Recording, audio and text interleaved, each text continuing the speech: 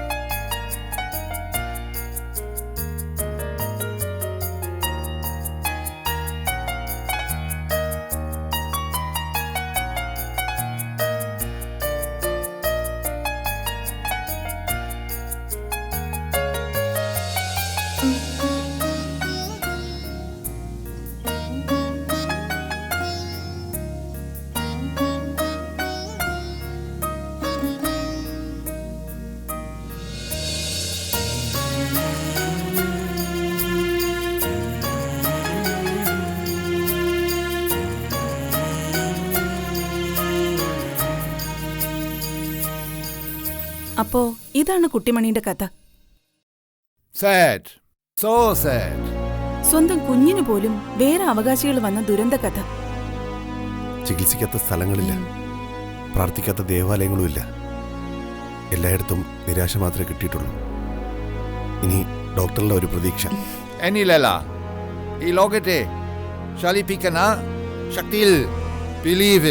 അതെ, ആ ശക്തിയാണ് ചികിത്സിക്കാൻ പോകുന്നത്.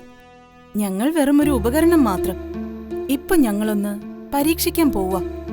കുട്ടിമണി ബോധം വിട്ടുണരുമ്പോ മനസ്സിജൻ അവളോടൊരു നുണ പറയണം.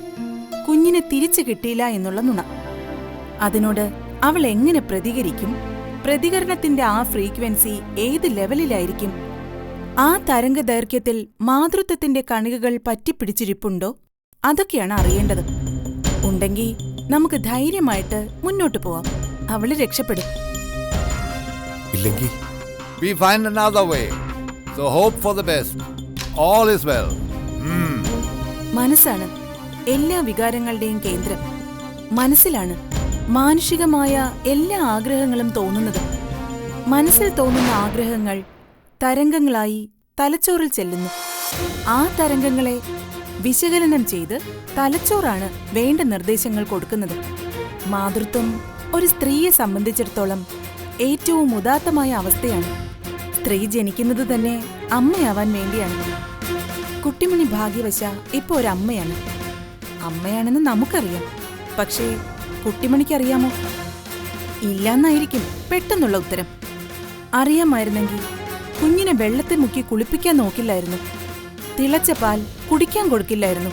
എന്നാൽ കുട്ടിമണിക്കൊരു മനസ്സുണ്ട്. ആ മനസ്സിന് ഒരുപാട് അടരുകളുണ്ട്. അതിന്റെ അടരുകളിൽ എവിടെയോ ഒരു മാതൃസ്പന്ദനം ഒളിച്ചിരിപ്പുണ്ട്. അങ്ങനെയൊരു സ്പന്ദനം ആരും അറിയാതെ ഒളിച്ച് ജീവിക്കുന്നുണ്ടെങ്കിൽ കുഞ്ഞിനെ നഷ്ടപ്പെട്ടു എന്നറിയുമ്പോൾ അത് പുറത്തുവരും. പ്രതികരിക്കും കുട്ടിമണി ശക്തിയായി. നമുക്ക് വേണ്ടതും ആ പ്രതികരണമാണ്. ആ പ്രതികരണമുണ്ടാക്കിയ വികാരത്തെ നമ്മൾ ജ്വലിപ്പിക്കും. ആ ജ്വലനം ഒരു കാട്ടുതീയായി കുട്ടിമണിയെ വിഴുങ്ങും. അതുണ്ടാക്കുന്ന ചൂട്, ആ ചൂടിൽ മസ്തിഷ്കത്തിലെ ഉറങ്ങിക്കിടക്കുന്ന സെല്ലുകൾ ഉണരും. കുട്ടിമണിയെ ഇപ്പോഴത്തെ കുട്ടിമണിയായി നിലനിർത്തുന്ന ചില അടഞ്ഞ സെല്ലുകൾ. ഒരിക്കലും തുറക്കില്ല എന്ന് എല്ലാവരും വിധി എഴുതിയവ. ഞങ്ങളുടെ യുദ്ധം അതിന്റെ നേർക്ക. അത് ഞങ്ങൾ തുറപ്പിക്കും. തുറന്ന ആ സെല്ലുകളിൽ കൂടി കുട്ടിമണിയിൽ കാറ്റും വെളിച്ചവും കടക്കും. എന്തിന്റെ കാറ്റും വെളിച്ചവും? വിവേചനത്തിന്റെ കാറ്റും വെളിച്ചവും, വികാരങ്ങളുടെ കാറ്റും വെളിച്ചവും. കുട്ടിമണി അറിയാതെ കുട്ടിമണിയിലെ യഥാർത്ഥ സ്ത്രീ അന്നേരം പുറത്തുവരും. ഈ ലോകത്തിന് വേണ്ട രീതിയിൽ, നമുക്കൊക്കെ വേണ്ട രീതിയിൽ. പോയി കുട്ടിമണി ഉണരുന്നതും കാത്തിരിക്കും. എന്നിട്ട് ഞാൻ പറഞ്ഞ നുണ പറയേ, കുട്ടിമണിയുടെ കുട്ടിയെ കണ്ടു കിട്ടിയിട്ടില്ലാന്ന്. ചെല്ല്.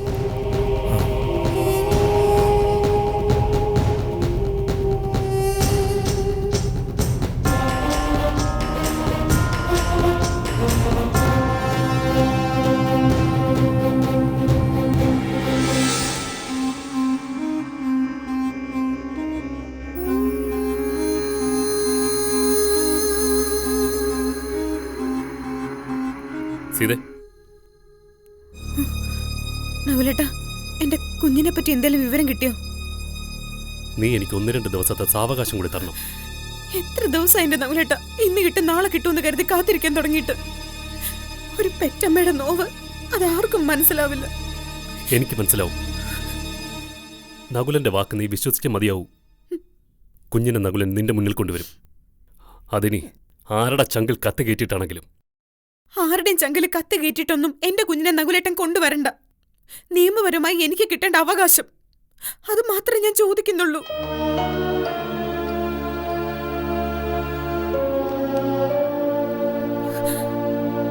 ഞാൻ വനിതാ കമ്മീഷന് വിശദമായിട്ടൊരു അപേക്ഷ എഴുതിയിട്ടുണ്ട്.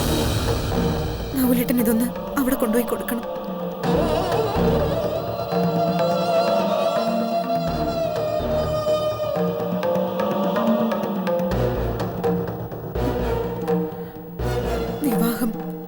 കുടുംബജീവിതം, ഇതൊക്കെ എനിക്ക് ഒരിക്കലും നല്ല ഓർമ്മകളല്ല. ഇഷ്ടപ്പെട്ടതൊക്കെ നഷ്ടപ്പെട്ടിട്ടേ ഉള്ളൂ. ഇപ്പോ എന്റെ മുലപ്പാൽ കുടിച്ച് വളരേണ്ട കുഞ്ഞിനെ എന്നിൽ നിന്നും അടർത്തിയെടുത്ത് മറ്റാരുടെയോ കൈകളിൽ ഏൽപ്പിച്ചിരിക്കുന്നു. എന്തായിരിക്കും എന്റെ കുഞ്ഞിന്റെ അവസ്ഥ? അതറിയാൻ കൂടി പറ്റുന്നില്ല. കുട്ടിമണി മനസ്സിലും ആ കുഞ്ഞിനെ നന്നായി നോക്കുന്നുണ്ടാവും. അതാണ് എന്റെ പേടി. കുട്ടിമണിയുടെ കയ്യിലിരിക്കുന്ന എന്റെ കുഞ്ഞിന്റെ ഓരോ നിമിഷവും എനിക്ക് പേടിയാ. അതിനെന്തെങ്കിലും സംഭവിക്കുന്നുള്ള ആധിയില് ഉറക്കം കൂടി ഇല്ലാണ്ടായിരിക്കുക. സ്വന്തം കാര്യം പോലും നോക്കാൻ അറിയാത്തവള് എന്റെ കുഞ്ഞിനെ എങ്ങനെ വളർത്താനാ? ഇവ അജ്ഞാത സ്ഥലത്ത് കൊണ്ടുപോയിരിക്കുന്നു. അതിന് ജീവനേലും കാണോ നകുലേട്ട? എന്താ സീത നീ ഇങ്ങനെയൊക്കെ ചിന്തിക്കുന്നേ? കുഞ്ഞിന്റെ കാര്യത്തിൽ ഒന്നും സംഭവിക്കില്ല. നീ ധൈര്യമായിട്ടിരിക്കെ. നകുലേട്ടൻ ആദ്യം പരാതി ഒന്ന് കൊണ്ടുപോയി കൊടുക്ക. എന്നിട്ട് നല്ലൊരു വക്കീലിനെ കാണണം. ആ ബാലചന്ദ്രനുമായിട്ടുള്ള ഡിവോഴ്സിനുള്ള പേപ്പറിൽ ഞാൻ ഒപ്പിട്ട് തരാം.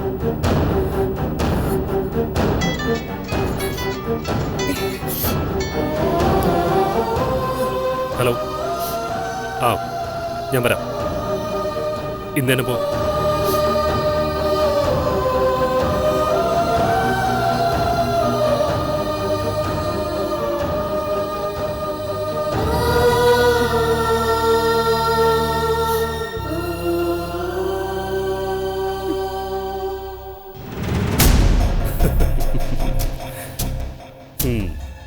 ഇടുക്കിയിലെ കഞ്ചാവ് ചെടികളുടെ ഇലയും ഗോവൻ ഫെനിയും ചേർത്തുള്ള ഒരു അപൂർവ ഇനം മിക്സ്. അതായത് എന്റെ ഫ്രണ്ട് ഒരു Sardarji കൊണ്ടുവന്നതാ. Cheers, bye. Cheers.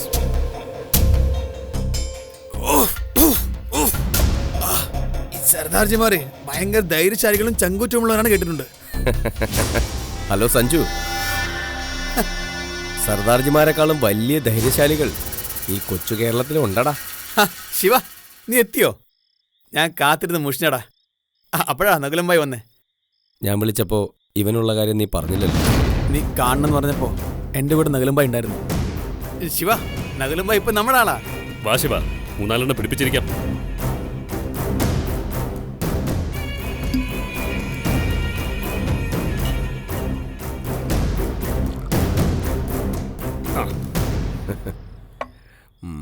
Cheers. Cheers.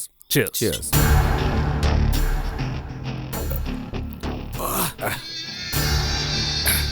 ആ ശിവ, നീ ഇങ്ങനെ ജയിലിൽ ചാടി കറങ്ങി നടക്കുന്നത് വളരെയേറെ അപകടമാണ്. ശിവയെ പൂട്ടാനുള്ള ജയിലറകളൊന്നും ഇതുവരെ പണിതിട്ടില്ല. ശിവയ്ക്ക് തോന്നുമ്പോൾ ഇറങ്ങും, ശിവ തോന്നുമ്പോൾ കയറും. അതാണ് നമ്മുടെ ഒരു ലൈൻ. അല്ല ശിവ, എന്താ അത്യാവശ്യമായി കാണണമെന്ന് പറഞ്ഞേ? പണം വല്ലതും വേണോ? നീ പണമെന്ന് പറഞ്ഞാൽ എവിടെന്നാ നിനക്ക് ഈ പണം? മാണിക്യമംഗലമല്ലേ നീ ഈ പറഞ്ഞ മണി സോഴ്സ്? അതെ ശിവ, മാണിക്യമംഗലത്തെ പണം തന്നെ. അതല്ലേ നമ്മളേക്ക് ഇതുവരെ തീറ്റിപ്പോറ്റിയത്. കുഴിച്ചാലും തീരാത്ത സ്വത്തുണ്ടല്ലോ അവിടെ. അതാ ഞാൻ നിന്നെ കാണണമെന്ന് പറഞ്ഞത്. മാണിക്യമംഗലത്തെ അപ്പച്ചട്ടിയിൽ നീ ഇനി കൈയിടണ്ട, അത് തീർന്നു. അതെ, മാണിക്യമംഗലത്തെ സ്വത്തിനൊക്കെ പുതിയ അവകാശികളായി കഴിഞ്ഞു. ആരാത്?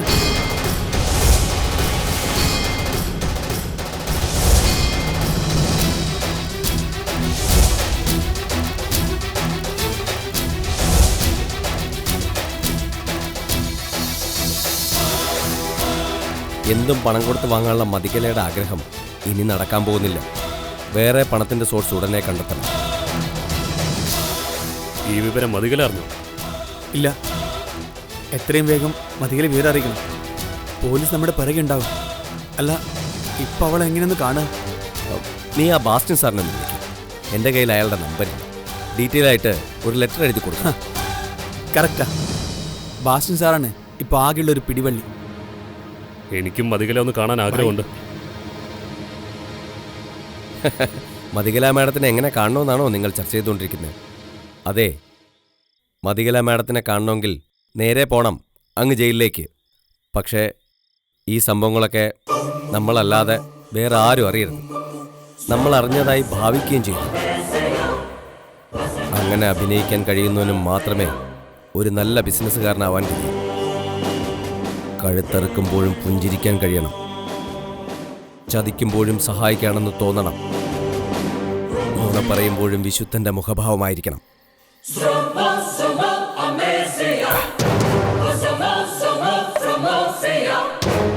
ബൈ.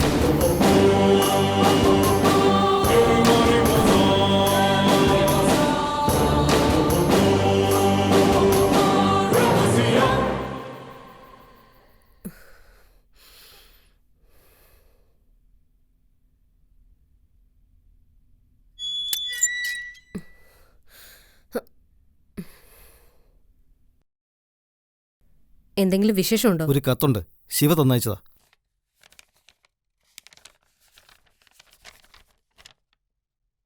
മാഡത്തിന് നമ്മളാരും വിചാരിച്ചതുപോലെയല്ല കാര്യങ്ങളുടെ പോക്ക്. മാഡത്തിൻ്റെ അച്ഛൻ മഹാദേവൻ തമ്പി സ്വത്ത് മുഴുവൻ മനസ്സജൻ്റെയും ആ കുഞ്ഞിൻ്റെ പേരിലും എഴുതി വെച്ചു.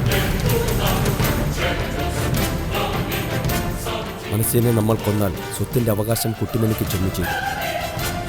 രവിയെ കൊല്ലാൻ വയലോരം വീട്ടിൽ ചെന്ന ഞാൻ തികച്ചും അപ്രതീക്ഷിതമായാണ് ഈ വിവരമറിഞ്ഞത്.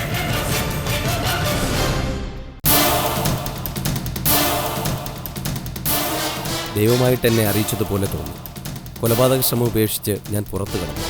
ഇനി എനിക്ക് മുന്നോട്ട് പോകണമെങ്കിൽ മാഡത്തിൻ്റെ നിർദ്ദേശം വേണം. ഞാൻ എന്താണ് വേണ്ടത്? ആ വിവരം ബാസ്റ്റൻ സാറിനോട് പറയുമെന്ന് വിചാരിക്കുന്നു.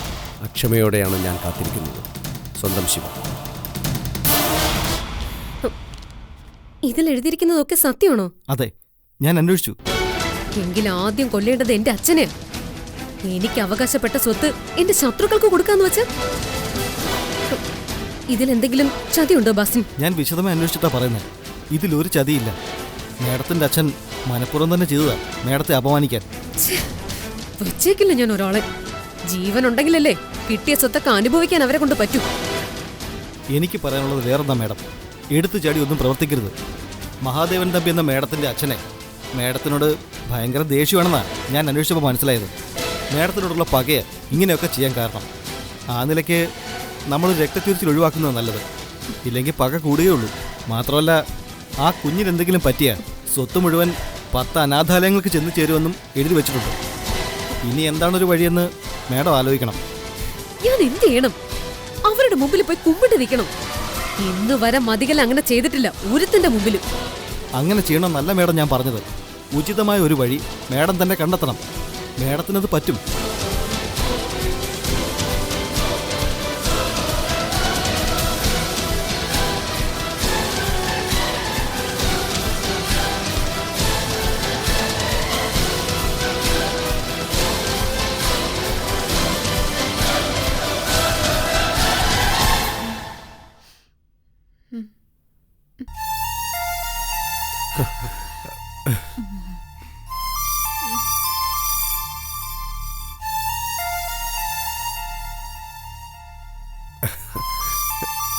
കുട്ടു,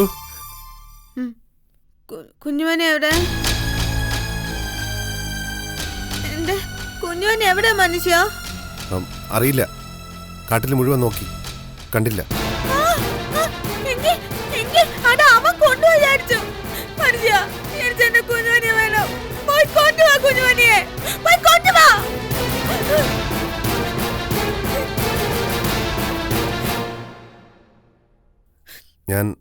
ഞാൻ അവിടുന്ന് കൊണ്ടുവരാനാണ് കുഞ്ഞിനെ.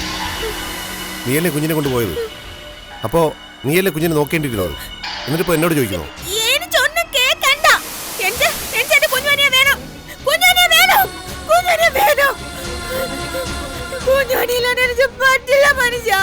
നീയല്ലേ പറഞ്ഞത് കുഞ്ഞ് വന്നതിന് ശേഷം എനിക്ക് നിന്നോടുള്ള ഇഷ്ടമൊക്കെ പോയെന്ന്?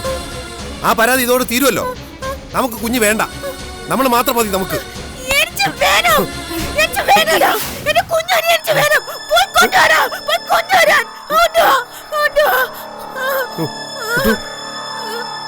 Kuttu, Kuttu. Hey, success!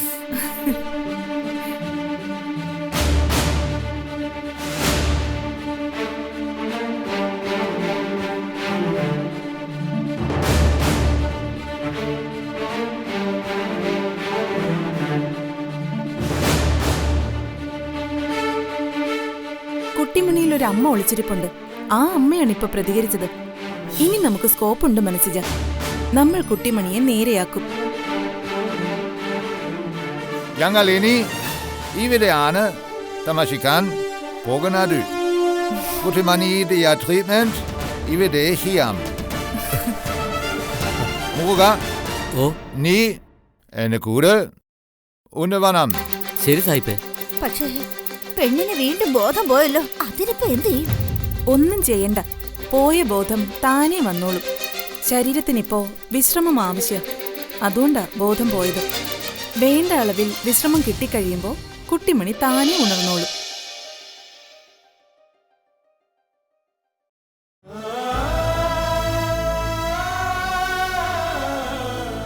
Good.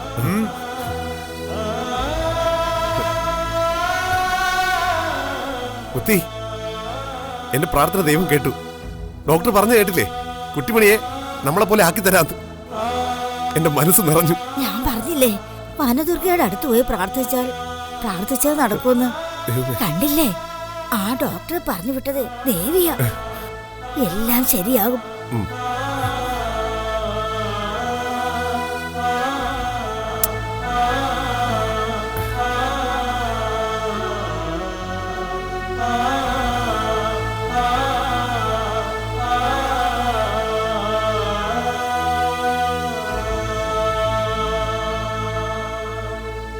നിക്ക് ശിവ. ശിവ, നീ എന്തിനുള്ള പുറപ്പാടാ? സഞ്ജു, കള്ളനും പോലീസും കളി ഈ ശിവയ്ക്കൊരു ഹരവാ. ഈയിടെയായ നിന്റെ മതികല മാഡത്തിന് ശിവയിൽ അത്ര വിശ്വാസം പോരാ. മോനെ സഞ്ജു, ഈ ശിവപാണ്ഡ്യ പെരുമാൾ ആരാണെന്ന് കാണിച്ചു കൊടുക്കാം. നീ വാ.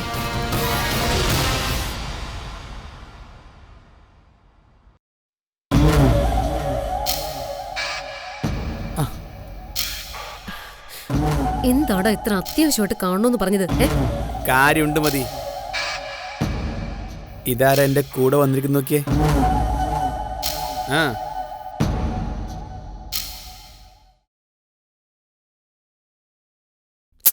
ആരെയാടാ നീ ഇത്ര ബിൽഡപ്പ് ചെയ്ത് കൊണ്ടുവന്നിരിക്കുന്നത്?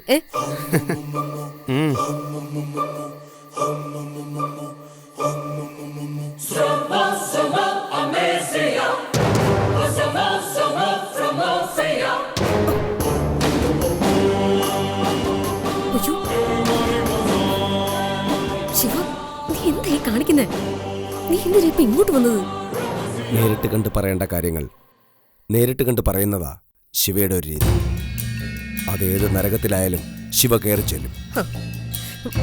ഞാൻ നിന്നെ ഏൽപ്പിച്ച കാര്യങ്ങളൊന്നും നീ ഇതുവരെ ചെയ്തിട്ടില്ല. എന്നിട്ട് ഫാൻസി ഡ്രസ്സുമായിട്ട് കയറി വന്നിരിക്കുന്നു. കളിയാക്കണ്ട മേഡം. ഇനിയുള്ള കളിക്കളം ഒന്ന് മാറ്റി പിടിക്കേണ്ടി വരും. അതൊന്ന് നേരിട്ട് കണ്ട് സംസാരിക്കാനാ ഇപ്പൊ ശിവയുടെ വരവ്. എന്താടാ നിന്ന് താളം ചവിട്ടാൻ നീ പറഞ്ഞു തോലക്കി. മാഡം പരിഹസിക്കണ്ട. ഏൽപ്പിച്ച ദൗത്യങ്ങൾ കൃത്യമായി ചെയ്തിട്ടുള്ളവനാ ഈ ശിവ. എന്നെ പോലുള്ളവർക്ക് ഏത് കളി കളിക്കാനും ഒരു ഗ്രൗണ്ട് വേണം. ഒരു ചാവേറായ ശത്രുപക്ഷത്തിന്റെ മുന്നിലേക്ക് ഇറങ്ങുമ്പോൾ ലക്ഷ്യം ഒന്നേ ഉള്ളൂ, വിജയം. വിജയിച്ചു വരുമ്പോൾ എന്നെ സ്വീകരിക്കാൻ പൂമാലയല്ല, നോട്ടുകെട്ടുകളാണ് വേണ്ടത്. നോട്ടുകെട്ടുകൾ മാത്രം. നീ ചോദിച്ചപ്പോഴൊക്കെ ഒരു ബുദ്ധിമുട്ടും പറയാതെ അണോ പൈസ ബാക്കിയില്ലാതെ സെറ്റിൽ ചെയ്തിട്ടില്ലേ? ഇപ്പോഴും തന്നുകൊണ്ടിരിക്കുന്നു, ഇനിയും തരും. പക്ഷെ എന്നെ നോവിച്ച ആ മനസ്സജനും ആ കുട്ടിപ്പെണ്ണും സുഖിച്ചെവിടെയോ കഴിയുന്നു. ഞാനോ? നീ ജയിലിൽ ചാടിയിട്ട് ഇന്നേ വരെ ഞാൻ കേൾക്കാൻ ആഗ്രഹിച്ച ഒരു വാർത്തയും ഇതുവരെ കേൾപ്പിക്കാൻ കഴിഞ്ഞില്ല. നമ്മുടെ എല്ലാ പദ്ധതികളും പരിപൂർണമാവണമെങ്കിൽ പണം വേണം. അത് കിട്ടാനുള്ള സോഴ്സ് കണ്ടെത്തണം. ഇപ്പോൾ നിലവിലുള്ള സോഴ്സുകൾ അടയാതെ നോക്കണം.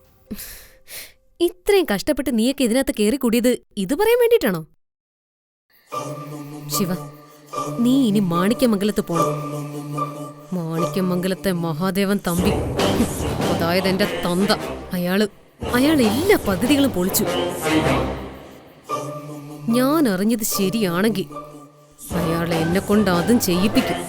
വെറുതെ അല്ല ഓരോ മക്കളെ തന്തമാരെ വെട്ടിക്കേറി കുളത്തിലും ആറ്റിലും ഒക്കെ എറിയുന്നത്. സഞ്ജു, ശിവ, നിങ്ങൾ രണ്ടുപേരും എങ്ങനെ എന്നെ പുറത്തിറക്കാനുള്ള വഴികൾ ആലോചിക്കണം. എനിക്കിവിടുന്ന് പുറത്തിറങ്ങിയേ മതിയാവും. അതിനുള്ള വഴി ഞാനുണ്ടാക്കാം.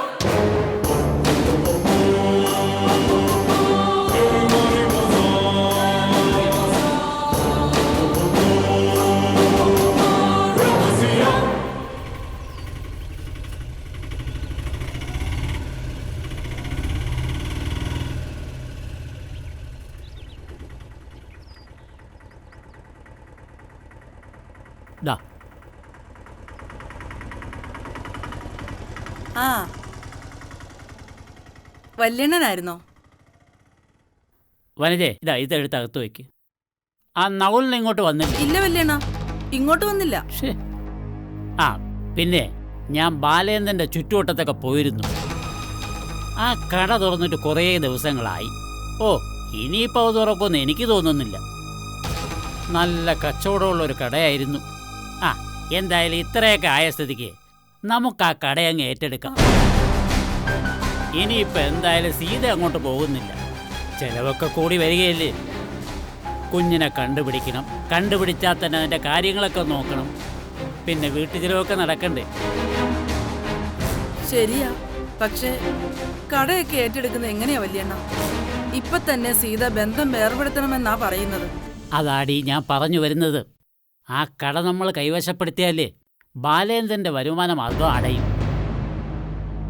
പിന്നീട് കാര്യങ്ങൾ ബുദ്ധിപൂർവ്വം നടത്താം. അതിന് ആ ബാലൻ സമ്മതിക്കൂ? അതിന് അവന്റെ സമ്മതം ആർക്ക് വേണം? അവിടെ 2-3 ലക്ഷം രൂപയുടെ സാധനങ്ങൾ വെറുതെ കിടന്ന് നശിച്ചു പോവുക. നമ്മൾ ആ കടയങ്ങ് ഏറ്റെടുത്ത് നടത്തുന്നു. ചേട്ടാ ഈ നകുലത് എവിടെ പോയി? അവൻ കൂടെ വന്നിരുന്ന ഈ കാര്യങ്ങളൊക്കെ ഒന്ന് ആലോചിക്കാമായിരുന്നു. നീ ആ സീതയെ ഒന്ന് വിളിച്ചേ. സീതേ, മോളെ സീതേ. എന്താമ്മേ? മോളെ, വല്യണ്ണം പറയുന്നതേ ബാലന്റെ കട നമ്മൾ ഏറ്റെടുക്കണമെന്നാ. ബാലന്റെ മാത്രമാണോ? അത് ഇവളുടെയും കൂടെ ഇല്ലേ? നമ്മുടെ കടയെന്ന് പറയടി. മോളെ, എനിക്ക് വയസ്സായി വരിക. കാര്യങ്ങൾ നോക്കി നടത്താൻ കുറച്ച് വരുമാനമൊക്കെ വേണം. നവലിനാണെങ്കിൽ ഇപ്പൊ കാര്യമായ വരുമാനമൊന്നുമില്ല. അതിന് കടയുടെ താക്കോല് വയലോരം വീട്ടിലല്ലേ അമ്മാമ്മേ? അതിനെന്താ, നമ്മൾ ആ പൂട്ട് പൊളിച്ചിട്ട് പുതിയ പൂട്ടിട്ടാ പോരെ. പക്ഷെ ഞാനോ നകുലിനോ പോയാൽ ആൾക്കാർ ഓരോന്ന് പറയും. പക്ഷെ നീ അത് ചെയ്താൽ ആരും ഒന്നും ചോദിക്കില്ല. ബാലൻ പോലും അങ്ങോട്ട് വരില്ല. പിന്നെ രവി, അവൻ ആ പാണ്ടിപ്പട്ടിന്റെ പിറകെ നടക്കുകയല്ലേ. കട കൈവിട്ട് പോകുന്നു കേൾക്കുമ്പോ അയാള് കുഞ്ഞിനെ തിരികെ കൊണ്ട് തരുമായിരിക്കും അല്ലേ? ഓ അതൊന്നും നടക്കില്ല. നീ അക്കാര്യത്തിൽ വെറുതെ മനക്കോട്ട കെട്ടണ്ട. ബാലനെ അവന്റെ പെങ്ങളാ വലുത്. ഇപ്പോഴത്തെ സാഹചര്യത്തിൽ നമ്മൾ ഇങ്ങനെ ചെയ്താൽ നമുക്കൊരു മേൽക്കോയ്മ കിട്ടും. ബാലന്റെ തലയ്ക്ക് നെല്ലിക്കാത്തളമൊക്കെ വയ്ക്കുന്നെന്നാ കേട്ടത്. ആ പട്ടിമണിയെ പോലെ അവനും ശരിക്ക് വട്ടായിട്ടുണ്ട്. ഇനിയിപ്പോ ഡിവോഴ്സിന് കേസ് കൊടുക്കുമ്പോ ഇതൊരു നല്ല കാരണമാവും. തലയ്ക്ക് സുഖമില്ലാത്ത ഒരാളെ ഏതൊരു പെണ്ണ ഭർത്താവായിട്ട് കൊണ്ടു നടക്കുന്നത്? അല്ലേലും സ്വാർത്ഥതയുടെ പേരിൽ ഭാര്യയെ ചങ്ങലയില്ലാതെ കെട്ടിയിടാനുള്ള തന്ത്രമല്ലേ അയാളുടെ കയ്യിലുള്ളത്? ഈ അവസരം നമ്മൾ നന്നായിട്ട് ഉപയോഗിക്കണം മോളെ. ഇപ്പോഴുള്ളതിന്റെ വാശി എപ്പോഴും ഉണ്ടാകണം. എങ്കിലേ നിനക്ക് വിജയിക്കാൻ പറ്റൂ. ആ കട കിട്ടിയ നമുക്ക് ആർക്കെങ്കിലും പാട്ടത്തിന് കൊടുക്കാം. അല്ലെങ്കിൽ ഞാൻ തന്നെ പോയി അവിടെ ഇരിക്കാം. അയാൾ എന്തേലും പറഞ്ഞു വന്നാ തക്ക മറുപടി ഞാൻ കൊടുത്തോളാം. ആ നൗലിങ് വരട്ടെ. നമുക്ക് നാളെ തന്നെ പോയി എന്താ വേണ്ടതെന്ന് വെച്ചാൽ ചെയ്യാം. അമ്മാമ്മ എന്താന്ന് വെച്ചാൽ തീരുമാനം എടുത്തു.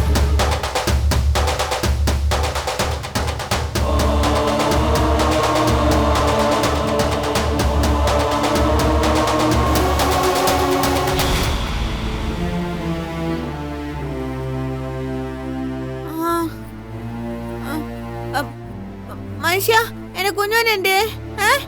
പേടിക്കണ്ട, കുഞ്ഞുമണിക്കൊന്നും പറ്റിയിട്ടില്ല. അവൾ ഇവിടെ തന്നെ ഉണ്ട്. കുട്ടൂനിപ്പോ കുഴപ്പമൊന്നും തോന്നില്ല അല്ലേ? എനിക്ക് നല്ല തലവേദന എടുക്കുന്ന മനുഷ്യ.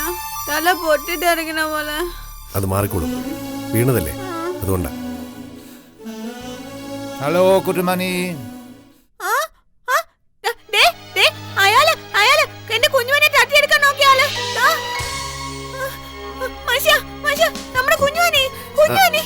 ഒന്നുമില്ല, അതൊക്കെ കുട്ടിമണിക്ക് തോന്നിയതാ. ഇതേ വലിയൊരു ഡോക്ടറാ. പേര് ഡോക്ടർ ലെസ്ലി. ലക്ഷ്മിയോ? ലക്ഷ്മി അല്ല, ഡോക്ടർ ലെസ്ലി. ഡോക്ടറോ? യെസ്. ഡോക്ടർ അങ്ങ് ആശുപത്രിയല്ലേ? ഈ ഡോക്ടർക്ക് ആശുപത്രി ഇല്ല. ഈ ലോകം തന്നെയാ ഈ ഡോക്ടറിന്റെ ആശുപത്രി. നമ്മളൊക്കെ ഡോക്ടറിന്റെ പേഷ്യൻസും. Yes, nature is my hospital. Hi. Hi. ഇതാരാശ? കുട്ടിമണിക്ക് നല്ല കുട്ടിയാവണ്ടേ, ഞങ്ങളെയൊക്കെ പോലെ നല്ല ബുദ്ധിയുള്ള കുട്ടി. അവണ്ട, എനിക്ക് ഇങ്ങനെ തന്നെ മതി. എന്നാ മനുഷ്യ ഈ ബുദ്ധി ഉണ്ടെന്ന് പറഞ്ഞാ? എനിക്ക് നല്ല ബുദ്ധിയല്ലേ?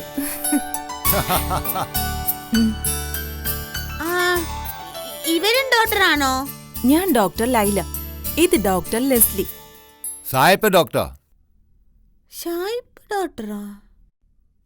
ഈ ഡോക്ടർ വന്നിരിക്കുന്നത് കുട്ടിമണിയെ ചികിത്സിക്കാന്. അതിന് എനിക്ക് അസുഖമൊന്നുമില്ലല്ലോ. പിന്നെ തലവേനയുണ്ട്, അത് കുറച്ച് കഴിയുമ്പോ അങ്ങ് മാറിക്കോളും. വേനല്ലേ ഈ കുഞ്ഞുമണിയെ ചികിത്സിച്ചോ? കുഞ്ഞുമണിച്ച് പനിയല്ലേ, കുഞ്ഞുമണി നടക്കുന്നില്ല, പല്ലിലേക്കുന്നില്ല. എന്റെ കുട്ടു, ഇനി ചികിത്സ വേണ്ടത് കുട്ടൂനാ. ആണോ? ആ, ഓ എനിക്ക് ഈ ഷായിപ്പ് ഡോക്ടറെ അങ്ങോട്ട് ഇഷ്ടപ്പെട്ടില്ല, ഈ ചേച്ചി ഇഷ്ടപ്പെട്ടു.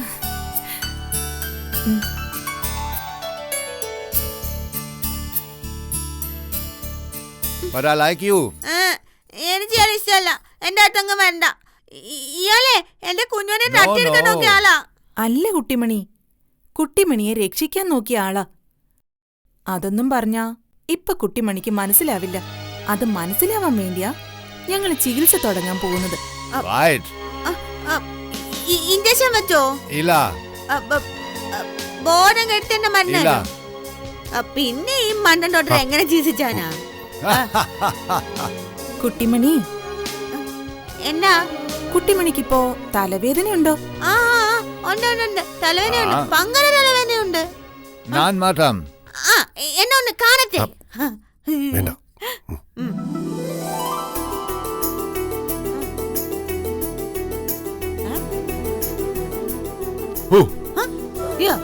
പോയോ?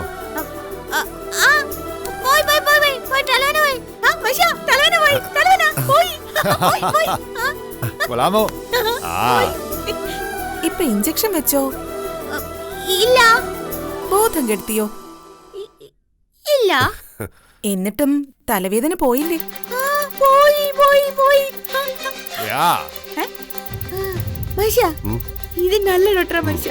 ഈ ഡോക്ടറെ നമുക്ക് വിടണ്ട. പക്ഷേ ഈ ഡോക്ടറിന്റെ ഇങ്ങനെ വെളുവെളാന്നിരിച്ചേ. ഈ ഡോക്ടറെ ദൈവത്തിന്റെ അടുത്തുനിന്ന് വന്ന ഡോക്ടറാ. അതാ കുട്ടു ഇങ്ങനെ വെളുത്തിരിക്കുന്നത്. ആണോ? Now we are friends.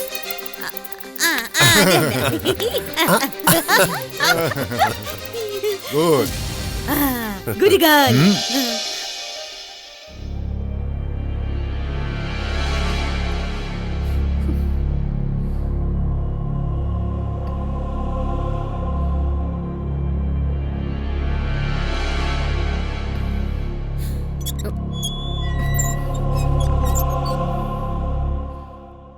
D, നിന്റെ പള്ളിയുറക്കം കഴിഞ്ഞില്ലേ?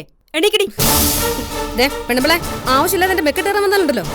അയ്യോ മേഡം, ഞാൻ മെക്കിട്ട് കയറാൻ വന്നൊന്നുമല്ല. ഇവിടെ അങ്ങോട്ട് SP സാറ് മേഡത്തെ മുഖം കാണിക്കാൻ വന്ന് നിൽക്കുന്നു. എനിക്ക് ഇവിടെ ആരെയും കാണണ്ട. ഇങ്ങോട്ട് പാടി. വിടാനല്ലേ പറഞ്ഞ നിങ്ങളടുത്ത്? വേണ്ട വേണ്ടാന്ന് വെക്കുമ്പോ അവളുടെ അഹങ്കാരത്തിനൊരു കുറവുമില്ല. എടി, നിന്റെ അമ്മായിമ്മെ കാണാൻ വിളിച്ചല്ല. ഓ, നീ അമ്മായിമ്മെ കൊന്നിട്ട് വന്നവളാണല്ലോ. എന്നോട് കളിച്ചാലുണ്ടല്ലോ. പാടി ഇങ്ങോട്ട്. വിടാനല്ലേ പറഞ്ഞത്? തല്ലില്ലേ നിങ്ങള്? ഞാൻ കാണിച്ചു തരാം. ഇതേ ഒരു സാമ്പിളാ. മര്യാദക്കല്ലെങ്കിൽ ഇനിയും കിട്ടും. ഇനി സാറിന്റെ മുമ്പിൽ ചെല്ലുമ്പോ ചോദിക്കുന്ന ചോദ്യങ്ങൾക്ക് കൃത്യമായി മറുപടി പറഞ്ഞില്ലെങ്കിൽ നീ ഇവിടുന്ന് ജീവനോടെ പുറത്തു പോകും. തറുതല എന്തെങ്കിലും പറഞ്ഞാ നിന്റെ സുന്ദരമായ മുഖം ഉണ്ടല്ലോ, അത് പുറത്ത് കാണിക്കാൻ പറ്റാത്ത രീതിയിലാക്കും. കേട്ടോടി, മര്യാദയ്ക്ക് ഇങ്ങോട്ട് പാടി.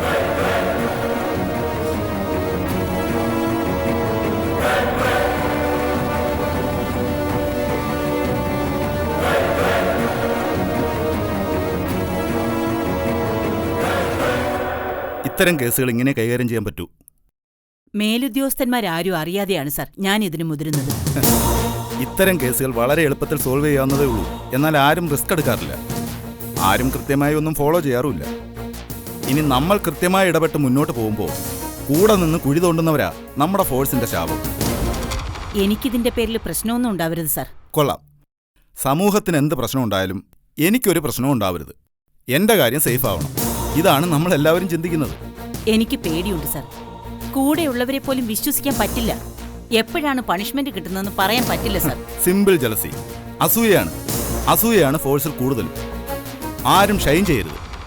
ഞാൻ ഗവൺമെന്റിന് പുതിയ പ്രപ്പോസൽ മൂവ് ചെയ്തിട്ടുണ്ട്. നമ്മുടെ മേലോഫീസർമാർ തടഞ്ഞില്ലെങ്കിൽ കുറെ മാറ്റങ്ങൾ ഡിപ്പാർട്ട്മെന്റിനുണ്ടാവും. അറിയാം സാർ. മെന്റൽ എബിലിറ്റി ടെസ്റ്റിംഗ് പ്രോഗ്രാമില്ലേ? ഫിസിക്കൽ ഫിറ്റ്നസ് അല്ല, മെന്റൽ ഹെൽത്ത് ആണ് സത്യത്തിൽ ഡെവലപ്പ് ചെയ്യേണ്ടത്. യഥാർത്ഥത്തിൽ പോലീസുകാരുടെ കായികക്ഷമതയെക്കാളും മാനസിക നിലവാരമാണ് പരീക്ഷിക്കപ്പെടേണ്ടത്. മാഡം. Yes, come in.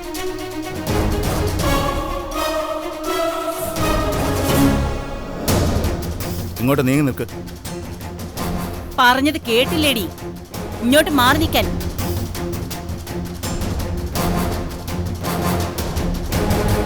മതികല എന്നാണ് പേരല്ലേ? ചോദിച്ചത് കേട്ടില്ലേടി? എനിക്ക് വയലൻസ് തീരെ ഇഷ്ടമല്ല. Straight to the point. മതികലയ്ക്ക് ശിവപാണ്ഡ്യ പെരുമാളിനെ അറിയാം. ഇതിനൊക്കെ ഞാൻ നേരത്തെ മറുപടി പറഞ്ഞതാണ്. എടി, ചോദിക്കുന്നതിന് മറുപടി പറയടി. ശിവപാണ്ഡ്യ പെരുമാൾ ജയിൽ ചാടിയ വിവരം നീ അറിഞ്ഞു? എനിക്കറിയത്തില്ല. ശിവപാണ്ഡ്യ പെരുമാൾ അങ്ങനെ അല്ലല്ലോ ഞങ്ങളോട് പറഞ്ഞത്. ശിവയെ ഞാൻ ട്രേസ് ഔട്ട് ചെയ്തു. അവന്റെ പിന്നിൽ നീയാണ്. അവന്റെ ലക്ഷ്യം എന്താണെന്ന് നിനക്കറിയാം.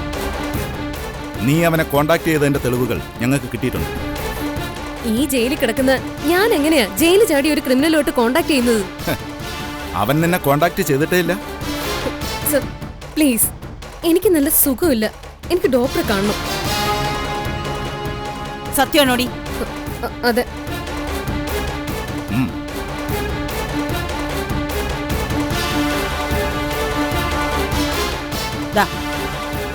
ഇതിൽ സൈൻ ചെയ്തതാ. ഞാൻ ഡോക്ടറെ വിളിക്കാം.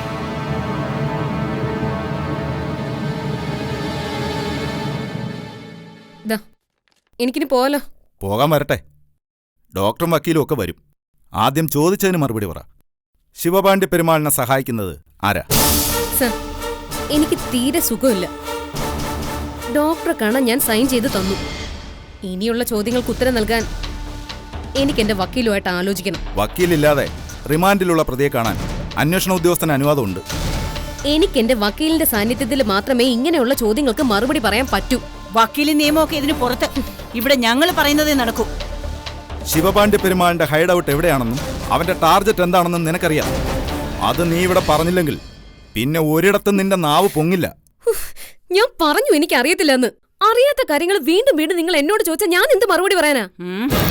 ഇവിടെ നല്ലതുപോലെ ഒന്ന് ചോദ്യം ചെയ്യും. ഒന്ന് പൊട്ടു തൊട്ട് മാഡം. ഇനി ഒന്നുകൂടി ഒന്ന് മേക്കപ്പ് ചെയ്യാം. നിങ്ങൾ ഈ ചെയ്യുന്നതിനൊക്കെ കോടതിയിൽ വന്ന് മറുപടി പറയേണ്ടി വരും. കോടതിയും വക്കീലും ഒക്കെ ഞങ്ങൾ ദിവസവും കാണുന്ന അടി. ശിവയുടെ ഹൈഡ് ഔട്ടും ലക്ഷ്യവും കൃത്യമായി പറയാതെ നീ ഇവിടെ നിന്ന് പോവില്ല. പറയടി, എവിടെയുണ്ട് ശിവ? എനിക്ക് അറിയത്തില്ലെന്ന് പറഞ്ഞില്ലേ നിങ്ങളടുത്ത്? ഇവളെ കൊണ്ട് പറയിക്കേ.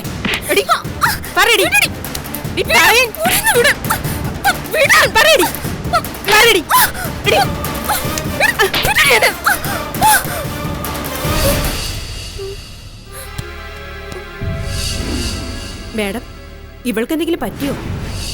ഇതൊക്കെ അവളുടെ നാടകമല്ലേ. ഞാനിതൊക്കെ എത്ര കണ്ടതാ. പിടിച്ച് എഴുന്നേൽപ്പിക്കങ്ങോട്ട്. എടി, എണീക്കടി.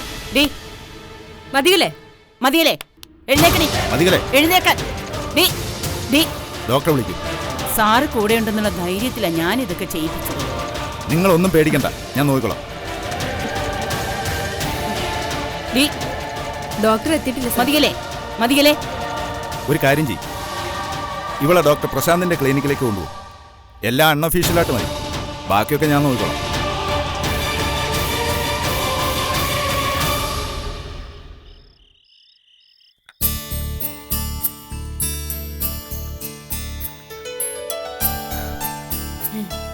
ഹലോ കുട്ടുമണി. ഹലോ ഡോക്ടർ, ഭക്ഷണം കഴിക്കാം. ഓ യെസ്, വരും.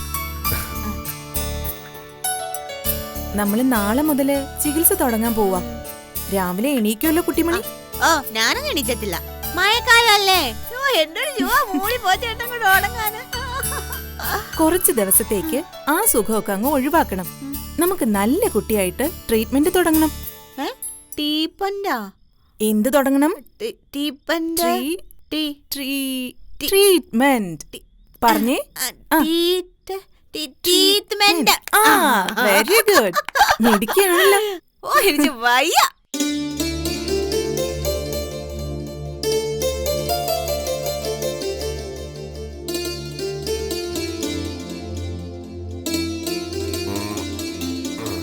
കുട്ടു, കുട്ടു, നേരം വിളിച്ച് എണീക്ക് അങ്ങനെ മനുഷ്യ എന്ന് പറഞ്ഞാൽ എങ്ങനെയാ? എണീക്ക്. എനിക്ക് അവിടെ ഡോക്ടർ റെഡി ആയിട്ട് നിൽക്കുക. നമുക്ക് ചികിത്സ തുടങ്ങണ്ടേ? ഡി, എനിക്ക് അങ്ങനെ മനുഷ്യ. ഈ കുട്ടിമണിയുടെ ഒരു കാര്യം എനിക്ക് ഇത് എടി, നിനക്ക് ഞങ്ങളെ പോലെയൊക്കെ ആവണ്ടേ? വേണം ആ വേണം വേണം ആ. ഈ ഉറക്കം കളഞ്ഞിട്ടുള്ള ജീശയൊന്നും വേണ്ട മനുഷ്യ. വേണം കുട്ടു, എനിക്ക് വേണ്ടിയല്ലേ? എനിക്ക് വാ. മനുഷ്യന് വേണമെങ്കിൽ ഞാൻ ആ എണീറ്റാം. എനിക്ക് വേണം. വാ വാ. ഈ കാലിന്റെ താഴോട്ട് വയ്ക്ക്. അയ്യോ എന്നെ അങ്ങ് എടുക്കും മനുഷ്യ.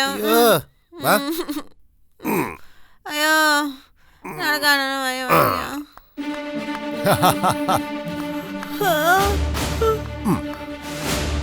Good morning, കുട്ടിമണി. മോനി മോനി. കുട്ടിമണി വന്ന് ഈ ബെഡിലോട്ടൊന്ന് കിടന്ന്. എന്നാത്തിനാ? ധാര തലയൊക്കെ ഒന്ന് തണുക്കാനാ. തല നനക്കാൻ കുളിച്ചാ പോരെ? ഈ ഡോക്ടർ ചൊന്നു അറിയത്തില്ല. ആദ്യം ഡോക്ടർ കിടക്ക, ഞാൻ വെള്ളം ഒഴിച്ചുതരാം. എന്റെ കുട്ടു, ഡോക്ടർ പറയുന്നത് കേട്ടില്ലെങ്കിൽ ഞാൻ പെടം കേട്ടോ. ചെല്ല്, എനിക്ക് വേണ്ടിയല്ലേ? മനുഷ്യന് വേണ്ടിട്ടാണെങ്കിൽ ഞാൻ ചെല്ല്. മനുഷ്യന് വേണ്ടിട്ട് ഞാൻ എന്തും ചെയ്യും. ഈ മനുഷ്യനെ ചേച്ചി പങ്കര ഇഷ്ടം. എനിക്കും. അയ്യാടാ, നിന്റെ ഇഷ്ടം ആർക്ക് വേണം? മുത്തി തിരിച്ചണ്ട, മുത്തിയുടെ ഇഷ്ടവും വേണ്ട. അല്ലെങ്കിൽ വേണ്ട, മുത്തിയുടെ ഇഷ്ടം. ഞാൻ കിടക്കാം. ഇവിടെ കിടന്നാ മതിയോ? Oh yes. ശരി. Slowly. വച്ചോ വച്ചോ വച്ചോ. ഓ അമ്മോ.